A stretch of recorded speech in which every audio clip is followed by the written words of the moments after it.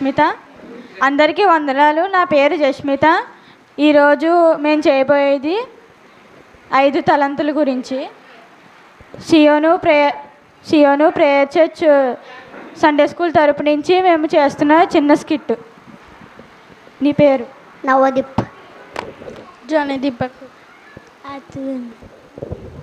Skit చేస్తాము, చూడండి. మరి వీళ్ళు ముగ్గురు స్టేజ్ మీద ఉన్న వాళ్ళు ముగ్గురు కూడా వాళ్ళ పనులు చేస్తూ ఉంటారు. మరి ఏం జరిగిందో తర్వాత చూద్దాం.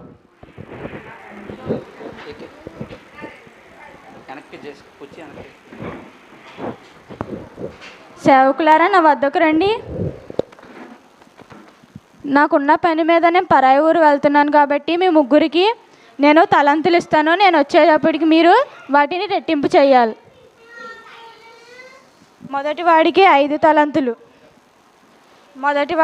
తలంతులు. ఓకే.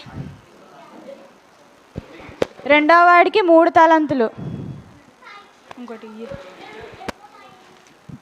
మూడవ వాడికి ఒకే తలంతు. నేను వచ్చేసరికి నాకు ఇవి రెట్టింపు చేసి తీసుకురావాలి. ఓకేనా? నేను వెళ్తున్నాను. మీరు పనులు జాగ్రత్తగా చెయ్యండి. నేను 5 తలంతులే ఇచ్చారు. కష్టపడి దాన్ని చేస్తాను.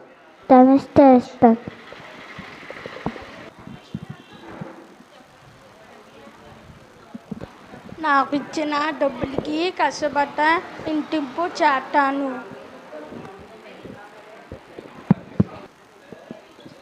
యజమానుడు చాలా కఠినవాడు, అందుకే నేను రిస్క్ తీసుకోను.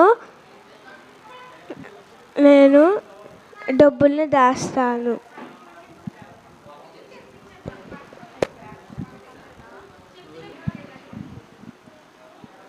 సేవకులారా, నా వద్దకు రండి.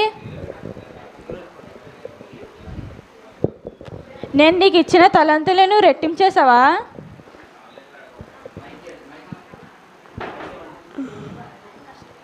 కష్టపడి 10 తలంతులు చేసాను. నువ్వు నా నమ్మకాన్ని నిలబెట్టావు. Very good.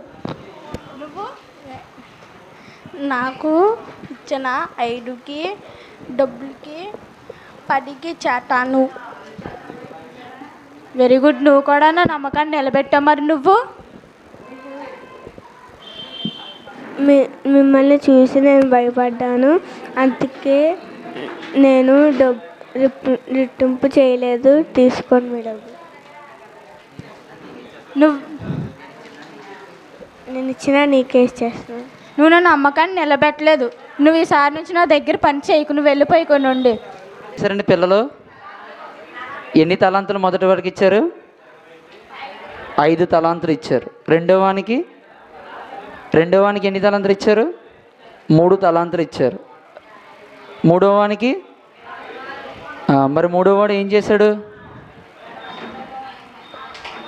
తలాంతులను దాచిపెట్టాడు కాబట్టి ఏమయ్యాడు? త్రోసివేయబడ్డాడు. దేవుడు నమ్మకమైన దాసుడు అయ్యాడా? అవ్వలేదు. మరి మనకు కూడా దేవుడు ఏం చేస్తున్నాడు? తలాంతులు ఇస్తున్నాడు. మందిరానికి సమయానికి వచ్చే తలాంతు చాలామందికి ఉంటుంది. ప్రార్థన చేసే తలాంతు ఉంటుంది. వాక్యం చదివే తలాంతు ఉంటుంది. పాటలు పాడే తలాంతు ఉంటుంది. మరి మనం దాన్ని దేవుని పనిలో ఉపయోగిస్తున్నామా లేదా అనేది మనం ఏం చేయాలి?